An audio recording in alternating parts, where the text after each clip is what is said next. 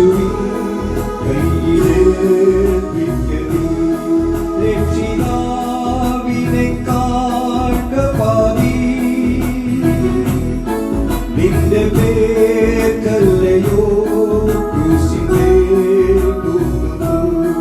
നിന്റെ പേർക്കല്ലയോ ക്രൂശിന്മേൽ തൂങ്ങുന്നു.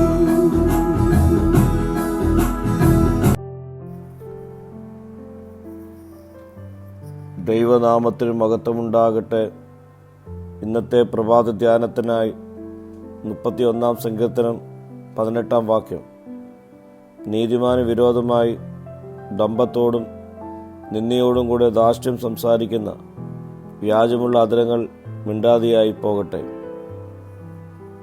ധാർഷ്ട്യം സംസാരിക്കുന്ന വ്യാജമുള്ള അധരങ്ങൾ മിണ്ടാതെയായി പോകട്ടെ എന്നാണ് സങ്കീർത്തകൻ്റെ അപേക്ഷ. നീതിമാന് വിരോധമായി സംസാരിക്കുന്ന ആളുകളുടെ എണ്ണം കൂടി വരികയാണ്. നീതി നിഷേധിക്കുന്ന കാലഘട്ടത്തിൽ നീതിമാന് വേണ്ടി ശക്തമായി നിലകൊള്ളുന്ന സങ്കീർത്തകൻ നീതി നിഷേധത്തിനെതിരെ പ്രതികരിക്കുന്നു.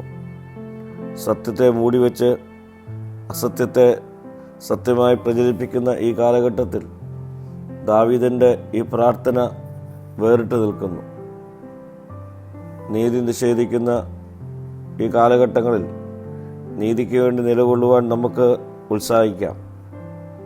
നീതിമാനായ ദൈവത്തിൻ്റെ ദാസന്മാരായ നാം നീതിക്ക് വേണ്ടി നിലകൊള്ളുന്നവരായി രൂപപ്പെടുന്നതോടൊപ്പം